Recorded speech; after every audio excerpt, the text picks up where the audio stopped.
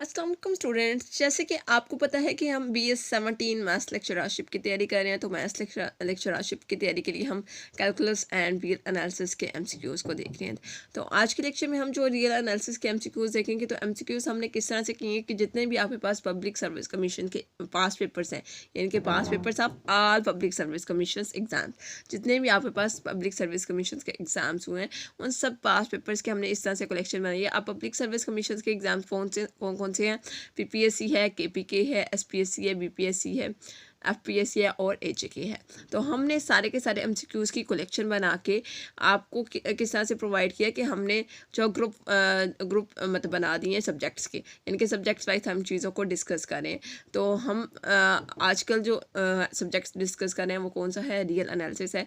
हमने और भी बहुत से सब्जेक्ट्स को डिस्कस किया है, जैसे कि कम्प्लेक्स को हमने डिस्कस किया, कम्प्लेक्स एनालिसिस को हमने, ग्रुप थ्योरी को डिस्कस किया, हमने लीनियर अलजेब्रा को डिस्कस किया, हमने रिंग एंड फील्ड थ्योरी को डिस्कस किया, यानी हमने न्यूमेरिकल एनालिसिस को डिस्कस किया। तो मतलब डिफरेंट सब्जेक्ट्स को हम डिस्कस करें। तो आपने क्या करना है, आप चाहते हैं कि आपको सारे के सारे सब्जेक्ट्स के MCQs मिलें, क्योंकि एग्ज़ाम्स हैं और स्टूडेंट्स के लिए ये सारे के सारे MCQs बहुत ज़्यादा इंपॉर्टेंट है। तो आप क्या करें, प्लेलिस्ट पे जाया करें। प्लेलिस्ट पे सारे के सारे लेक्चर्स सीक्वेंस से पड़े होते हैं।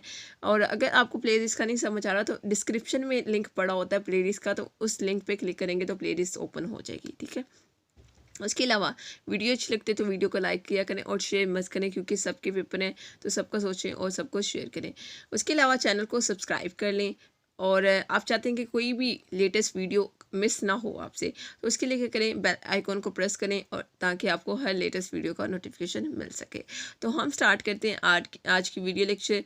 आज के वीडियो लेक्चर में हमने कैलकुलस एंड रियल एनालिसिस के MCQs को डिस्कस करना है। तो हमने प्रीवियस लेक्चर में 1 से लेकर 10 तक MCQs को डिस्कस किया था, यानी कि फर्स्ट 10 MCQs डिस्कस किए थे। आज के लेक्चर में हम 11 से लेकर 20 तक MCQs को डिस्कस करेंगे। तो आज के वीडियो लेक्चर का फर्स्ट MCQs है हमारा 11, जिसको हम आज डिस्कस करेंगे। अब MCQs नंबर 11 में क्या है, F such date R2 -1 and 1, यानी कि R किस पे मैप हो रहा है, माइनस ओपन इंटरवल -1 से 1 पे, और डिफाइंड बाय फंक्शन आपके पास क्या है, फंक्शन इक्वल किसकी होना चाहिए, function dash is bijective. Function आपके पास क्या होना चाहिए, बाइजेक्टिव होना चाहिए। हमने ऐसा फंक्शन बताना है यहाँ से, यानी कि फंक्शन हमें गिवन है, अब हमने बताना है कि इनमें से कौन सा फंक्शन बाइजेक्टिव है। बाइजेक्टिव होता क्या है, मतलब bijective 1 1 and onto also well defined, यानी कि पहले तो वो वेल डिफाइंड होना चाहिए और उसके बाद वो क्या होना चाहिए, 1 1 एंड ऑन टू होना चाहिए। अब 1 1 क्या होता है, 1 1 में आपके पास अगर एक सेट है और एक दूसरा सेट है, इनके दो सेट हैं, मैं कहती हूँ ये R है और मैं ये ओपन इंटरवल -1 और 1 को A बोल देती हूँ। ठीक है। अगर सेट R में एलिमेंट है X, ठीक है, X मैप हो रहा है 1 पे, यानी कि हर एलिमेंट जो है वो सेट R का अगर कोई एलिमेंट सेट A के एलिमेंट पे मैप हो रहा है तो वो यूनिकनेस आनी चाहिए, यानी कि एक एलिमेंट एक ही बार एक एलिमेंट पे मैप हो सकता है, एक से ज़्यादा एलिमेंट पे नहीं हो सकता, यानी कि एक एलिमेंट के क्रॉसपोंडिंग्स हमें एक ही आंसर मिलना चाहिए और यूनिक आंसर मिलना चाहिए। ठीक है। तो अब यहाँ पे देखिए ऑप्शंस में देखते हैं कि हम हमारे पास ऐसे कौन से फंक्शन है जो कि 1 1 है, यानी कि हर क्रॉसपोंडिंग हर एलिमेंट्स के क्रॉसपोंडिंग हमें एक ही यूनिक आंसर मिल रहा है। ऐसे हमने फंक्शन ढूंढना है, ऐसा फंक्शन क्या होगा, बाइजेक्टिव होगा। अब देखिए ऑप्शन नंबर ए में देखिए तो क्या है, x/1 minus mod of x। ठीक है, x/1 minus mod of x है। अब ये अगर आप x/1 minus mod of x, ये डिफाइन नहीं है किस पे, x इक्वल्स टू 1 पे, यानी अगर आप x की वैल्यू 1 लें, x की वैल्यू आप 1 लें, तो अगर आप यहाँ पे 1 पुट करते हैं तो क्या होगा, x की जगह 1 1/1 माइनस मॉड ऑफ 1 क्या होता है, 1 ही होता है। 1 - 1 क्या होगा, 0 होगा, यानी कि 1/0 बन जाएगा, और 1/0 क्या होता है, इन्फिनिटी होता है, यानी कि ये फंक्शन डिफाइन ही नहीं है x इक्वल्स टू 1 पे। तो यानी कि ये फिर बाइजेक्टिव नहीं हो सका, क्योंकि हमने क्या करना है, हमारे पास मैपिंग किस तरह से है, रियल नंबर की मैपिंग कहाँ पे हो रही है, यानी कि सारे के सारे जो रियल नंबर था ये कहाँ पे मैप हो रहे हैं, ओपन इंटरवल -1 से 1 पे। तो आपने रियल नंबर्स लेने हैं जो कि मैप करने चाहिए 1 और -1 पे। अब यहाँ पर आपने एक नंबर लिया x इक्वल्स टू 1, जिस पे फंक्शन डिफाइन ही नहीं है, इट मीन्स कि ये वेल डिफाइन नहीं है, ये 1 1 भी नहीं हो सकता, क्योंकि इसका आप मतलब ये डिफाइन ही नहीं है ना। जो फंक्शन डिफाइन होगा उसी को हम 1 1 चेक करेंगे, यानी कि उसकी बाइजेक्शन हम चेक करेंगे। अब इसी तरह से नेक्स्ट हमारे पास इस डी वाले ऑप्शन को देखें तो यहाँ पर क्या है, x over -1 plus mod of x. अब ये वाला फंक्शन भी 1 पे डिफाइन नहीं है। कैसे नहीं है, आप इसकी जगह भी 1 पुट करें तो क्या आएगा, 1 ओवर, यानी कि एक्स की जगह आपने क्या पुट करना है, 1 ओवर -1 प्लस 1, तो 1 - 1 क्या होगा, 0 होगा, यानी कि 1 ओवर 0 बन जाएगा। 1 ओवर 0 क्या होता है, इन्फिनिटी हो जाता है, यानी कि ये भी x इक्वल्स टू 1 पे डिफाइन नहीं है। यानी कि ये दोनों ऑप्शन तो आप निकाल दें, ऑप्शन ए भी और ऑप्शन नंबर डी भी। नेक्स्ट हमारे पास ऑप्शन नंबर सी को हम डिस्कस करते हैं। ऑप्शन नंबर सी में देखें तो 1 over 1 plus mod of x है, इस नॉट 1 1, ये 1 1 नहीं है। उसकी रीज़न क्या है, क्योंकि जब आप x की वैल्यू पुट करेंगे 1 तो आंसर क्या आएगा, 1 ओवर 2 आएगा। जब x की वैल्यू आप पुट करेंगे -1 तब भी आंसर क्या आएगा, 1/2 आएगा। यानी कि सेट R के जो एलिमेंट्स हैं, सेट R के एलिमेंट्स, दो एलिमेंट्स सेट ए के एक ही एलिमेंट पे मैप कर रहे हैं। इसकी मैपिंग मैं आपको बताती हूँ, आपको बात समझ आ जाएगी। देखें यहाँ पर x इक्वल टू 1 पुट करते हैं और x इक्वल टू -1, ये दोनों पॉइंट्स पुट करते हैं तो हमारे पास आंसर क्या आ रहा है, दोनों पे 1/2 आ रहा है। मैं ये यहाँ पर मैपिंग बताती हूँ कि ये आपके पास R है और ये सेट A है, ठीक है। सेट A के एलिमेंट्स आपने सेट R के एलिमेंट्स लिए हैं 1 और -1, यहाँ पर पड़ा हुआ है 1/2, ठीक है।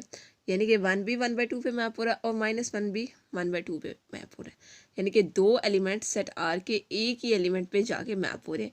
यानी कि यहाँ पे 1 1 कॉरस्पॉन्डेंस नहीं है, ये 1 1 नहीं है तो फिर ऑन टू भी नहीं होगा, यानी कि इसमें बाइजेक्शन नहीं है, बाइजेक्टिव नहीं है।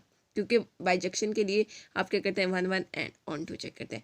तो ये आपके पास क्या है, 1 1 नहीं है, तो ऑप्शन नंबर सी भी क्रॉस हो गया। अब एक ही ऑप्शन बचता है, ऑप्शन नंबर बी। अब इसको अगर आप चेक करें x इक्वल्स टू 1 और -1 पे, इसी पॉइंट पे हम चेक कर लेते हैं। क्योंकि हमने अगर किसी फंक्शन को कहना है कि वो बाइजेक्टिव नहीं है तो कोई एक पॉइंट पे अगर सेटिस्फाई नहीं हो रहा तो इट मीन्स कि वो बाइजेक्शन से बाहर हो जाता है, यानी कि 1 1 कॉरस्पॉन्डेंस नहीं रखता। अब इन्हीं दो पॉइंट्स पे अगर हम इसको चेक करते हैं, बी वाले पॉइंट्स को, आप बाकी पॉइंट्स के लिए भी चेक कर सकते हैं। अब देखिए अगर 1 पुट करते हैं तो 1 ओवर 1 प्लस 1 यानी कि 2 आ जाएगा।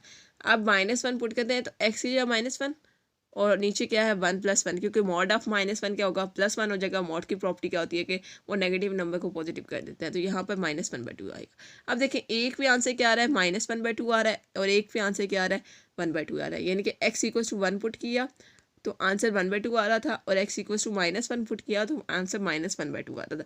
यानी कि 1 पे 1/2 और -1 पे -1/2, तो यूनिकनेस आ रही है ना।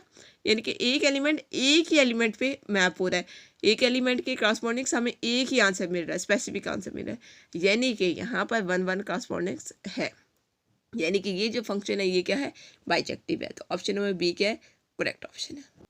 नेक्स्ट हमारे पास MCQ नंबर 12 है, which of the following function is a bijection from R to R। अब यहाँ पे जो मैपिंग हो रही है वो क्या है, R से R पे हो रही है।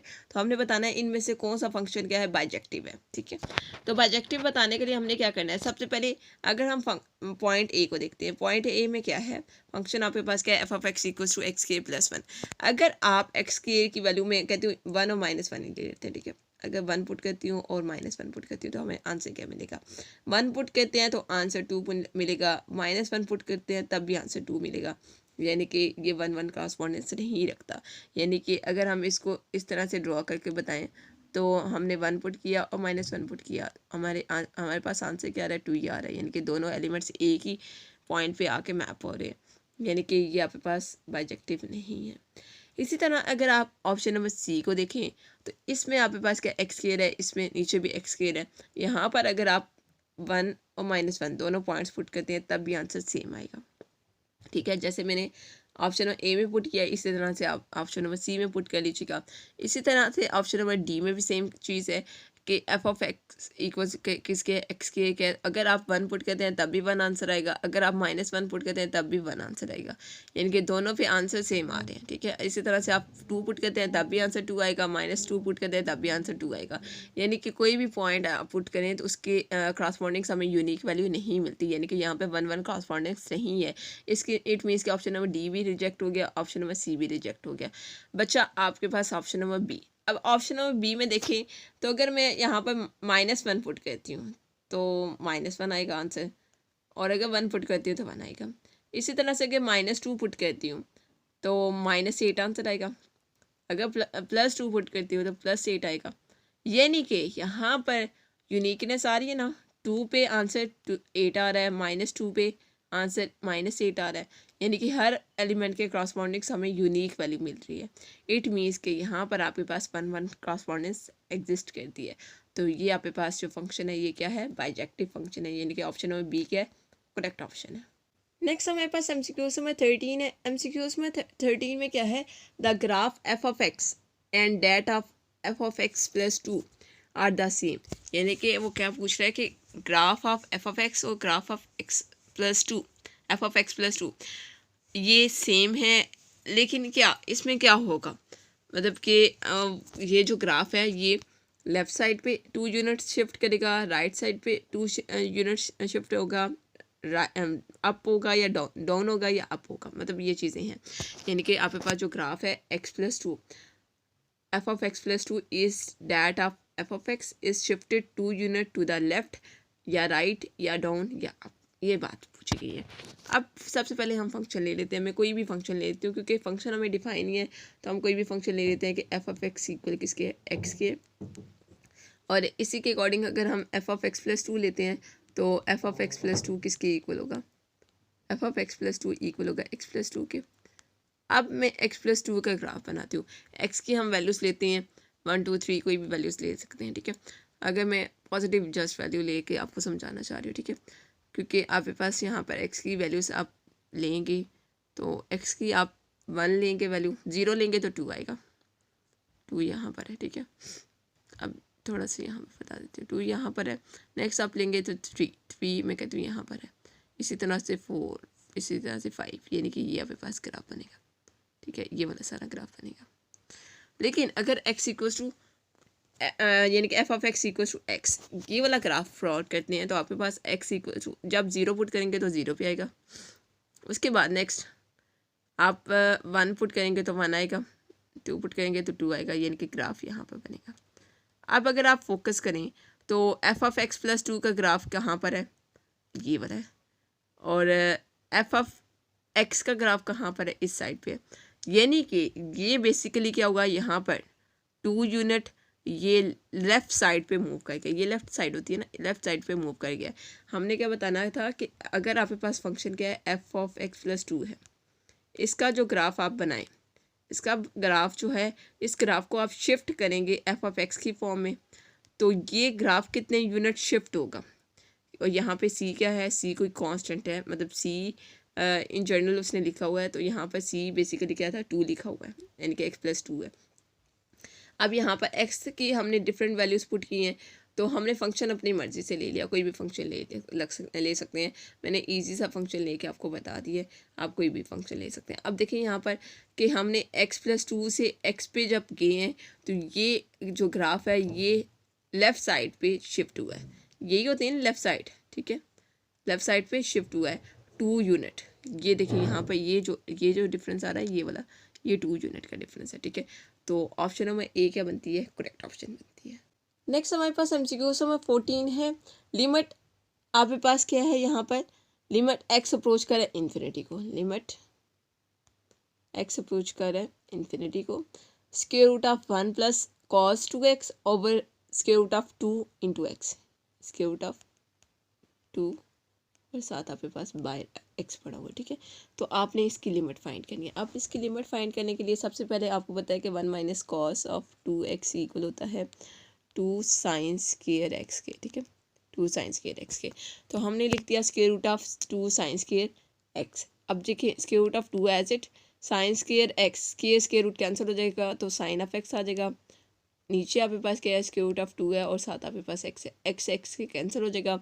लिमिट आपके पास क्या है, लिमिट एक्स अप्रोच कर इन्फिनिटी को sine x over x apply करेंगे तो आपके पास आंसर क्या आ जाएगा, 0 आ जाएगा, यानी कि लिमिट आपके पास क्या आ गया, 0 आ गया। तो ऑप्शन नंबर सी क्या बनता है, करेक्ट ऑप्शन बनता है। नेक्स्ट हमारे पास एमसीक्यू नंबर 15 है। लिमिट एक्स, लिमिट है यहाँ पर एन अप्रोच कर इन्फिनिटी को, a raised power n minus a raised power minus n over a raised power n plus a raised power minus n. आपने इसकी लिमिट फाइंड करनी है और लिमिट क्या है, एन अप्रोच करे इन्फिनिटी को, ठीक है। अब इसकी लिमिट फाइंड करने के लिए आपने क्या करना है, यहाँ पर सबसे पहले ए रेज़ पावर माइनस एन है, इसको आप डिनोमिनेटर में लेके जाएंगे तो पावर क्या हो जाएगी, पॉजिटिव हो जाएगी, यानी कि a raise power n minus one over a raise power n आ जाएगा। और नीचे भी आपने सेम चीज़ की। अब यहाँ पर आपने क्या किया है, ए रेज़ पावर एन को कॉमन ले लिया है। ए रेज़ पावर एन को जब आप कॉमन लेंगे तो यहाँ पर क्या हो जाएगा, ए रेज़ पावर एन बेसिकली क्या है, आपने ए रेज़ पावर एन को कॉमन लिया तो वन माइनस यहाँ पर ए रेज़ पावर एन था जस्ट। अब यहाँ पर आपने कॉमन लिया है तो ए रेज़ पावर एन एक और जाके यहाँ पे मल्टीप्लाई होगा तो ए रेज़ पावर 2n आ जाएगा। और नीचे भी सेम का। अब ए रेज़ पावर एन से कैंसिल, यहाँ पर आप क्या करेंगे, लिमिट अप्लाई करेंगे। लिमिट आपके पास क्या एन अप्रोच का इन्फिनिटी को, जहाँ जहाँ पे एन है वहाँ पर इन्फिनिटी पुट करेंगे और आपके पास क्या आ जाएगा, one minus one over infinity और नीचे आपके पास one plus one over infinity आ जाएगा। अब वन ओवर इन्फिनिटी क्या होता है, जीरो होता है, तो one minus zero over one plus zero आ जाएगा। तो यानी कि लिमिट का आंसर क्या आ गया, वन आ गया। और यहाँ पे देखिए ऑप्शन में वन कहाँ पर है, तो वन ऑप्शन नंबर बी में है, तो यानी कि ऑप्शन नंबर बी क्या है, करेक्ट ऑप्शन है। नेक्स्ट हमारे पास एमसीक्यू नंबर 16 है। लिमिट एक्स अप्रोच कर रहा है जीरो को, mod of x over x हमने कैलकुलेट करना है। तो यहाँ पर अगर मैं कोई पॉइंट लेती हूँ, लाइक अगर मैं यहाँ पर लिमिट लेती हूँ कि लेफ्ट हैंड लिमिट लेती हूँ, यहाँ पर क्या आएगा, देखें कि लिमिट यहाँ पर है एक्स अप्रोच कर है जीरो को। तो अगर हम लेफ्ट हैंड लिमिट लेते हैं तो आपके पास यहाँ पे क्या आएगा, मॉड ऑफ एक्स, क्योंकि मॉड ऑफ एक्स है तो मॉड ऑफ एक्स इक्वल किसके होते हैं, प्लस माइनस वन के। तो लेफ्ट हैंड लिमिट में आपके पास माइनस एक्स आएगा तो एक्स के साथ कैंसिल हो जाएगा। यहाँ पर लिमिट का आंसर क्या आएगा, माइनस वन आएगा।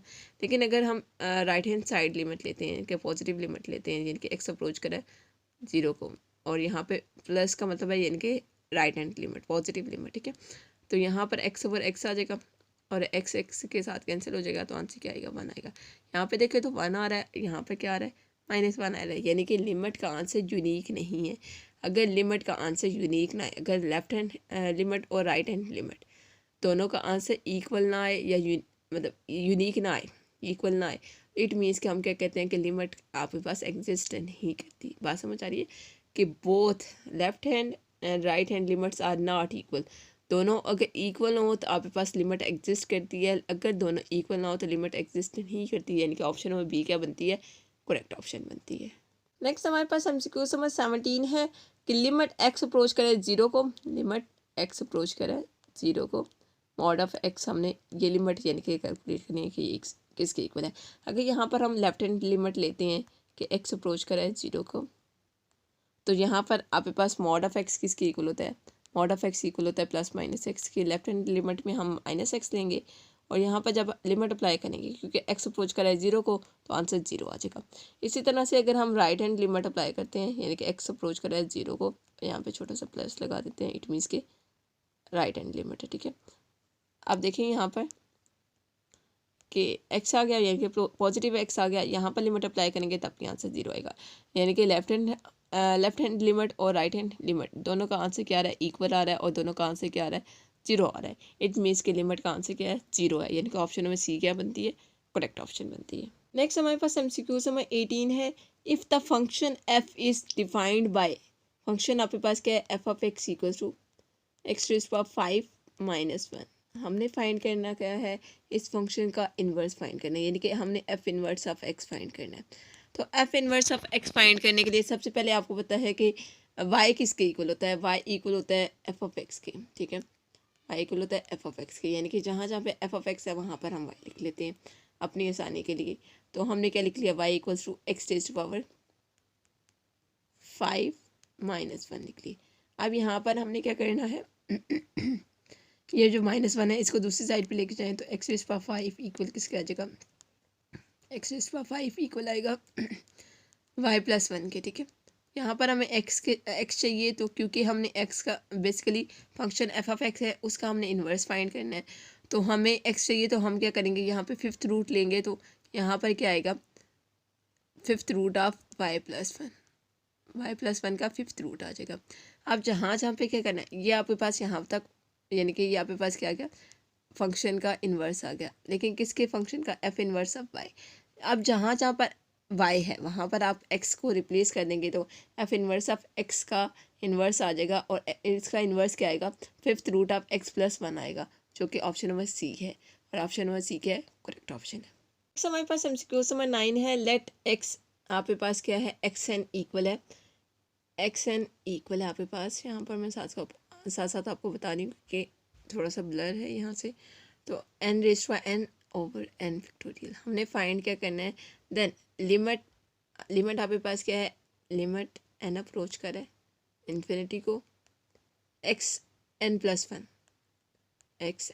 वन ओवर एक्स एन, यानी कि आपने इसकी लिमिट फाइंड करनी है, जबकि आपके पास एक्स एन गिवन है।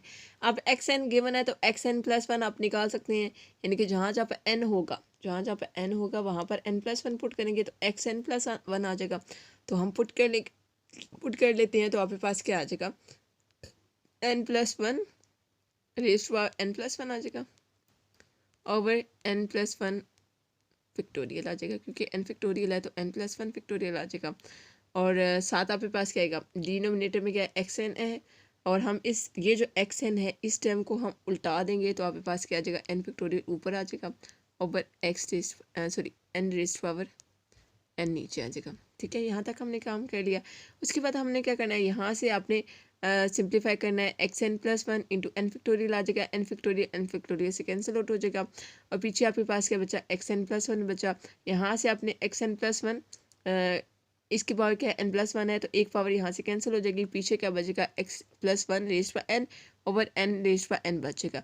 अब यहाँ से ऊपर टर्म से आप n raised by n common ले लेंगे और नीचे आपके पास n raised by n already है, आपको यानी कि यहाँ पे कैंसिल आउट हो जाएगी, और पीछे आपके पास क्या बचेगा, लिमिट एक्स अप्रोच का इन्फिनिटी को one plus one over n raised by n आ जाएगा, जो कि इक्वल किसके है, ई के है। ये बेसिकली आपके पास वेल नोन फॉर्मूला है जो कि आपने कैलकुलस की बुक में पढ़ा हुआ है, यानी कि ऑप्शन नंबर सी ए क्या है, करेक्ट ऑप्शन है। अब ये जो सारी कैलकुलेशन है ये मैंने आपको प्रॉपरली गाइड कर दिया है, सिंपली आपने पुटिंग करनी है और लिमिट फाइंड कर लेनी है, आपको समझ आ जाएगी। हम मूव करते हैं अपने लास्ट MCQs की तरफ। तो हमारे पास MCQs नंबर 20 है, जो कि आज के लेक्चर का लास्ट MCQs है। तो लास्ट MCQs को डिस्कस करने से पहले आपको मैं बताऊं कि मेरे चैनल को सब्सक्राइब करें, वीडियो अच्छी लगती है तो लाइक करें और अपना फीडबैक मस्त दिया करें, क्योंकि ये सारे के सारे लेक्चर्स क्या हैं, स्टूडेंट्स के लिए, स्टूडेंट की डिमांड पे हम लेक्चर्स बना रहे हैं। उसके अलावा शेयर मस्त क्या करें ताकि सब स्टूडेंट्स को बेस्ट से बेस्ट चीज़ें मिल सके। तो हमारे पास लास्ट MCQs क्या है, इफ़ लिमिट आपके पास क्या है, लिमिट एक्स अप्रोच कर है ए को, F of x over x equal किसके, ए इनवर्स के है, और यहाँ पे क्या है, लिमिट एक्स अप्रोच कर है ए को, F of x over x equal किसके, बी के। अब यहाँ पे देखिए तो लिमिट आपके पास क्या है, लिमिट दोनों क्या है, एक्स अप्रोच कर है ए को, तो यहाँ पर आंसर क्या आ रहे हैं, ए इनवर्स आ रहा है और बी आ रहा है। अब लिमिट्स को अगर आप यहाँ पर इन फंक्शंस को इक्वेट करें तो ए इनवर्स किसके इक्वल होगा, बी के इक्वल होगा। यहाँ से आप क्या कर सकते हैं, ए इनवर्स को दूसरी साइड पे लेके जाएं तो ए बी इक्वल किसके आ जाएगा, वन के आ जाएगा, यानी कि ऑप्शन नंबर ए क्या बनती है, करेक्ट ऑप्शन बनती है। कोई भी चीज़ स्टूडेंट समझ नहीं आती तो आप मुझसे पूछ लें। ऐसे स्टूडेंट्स जो व्हाट्सएप ग्रुप में ऐड है वो व्हाट्सएप पर पूछ सकते हैं, और ऐसे स्टूडेंट्स जो यूट्यूब जो व्हाट्सएप पे ऐड नहीं है वो यूट्यूब कमेंट बॉक्स पे पूछ सकते हैं। उसके अलावा जो स्टूडेंट्स PPSC की तैयारी में इंटरेस्टेड है वो भी कांटेक्ट कर सकते हैं, चाहे वो व्हाट्सएप वाले हों चाहे वो यूट्यूब चैनल से हों, तो वो कांटेक्ट कर सकते हैं for the preparation of the PPSC and other public service commissions as well. Okay students, Allah Hafiz.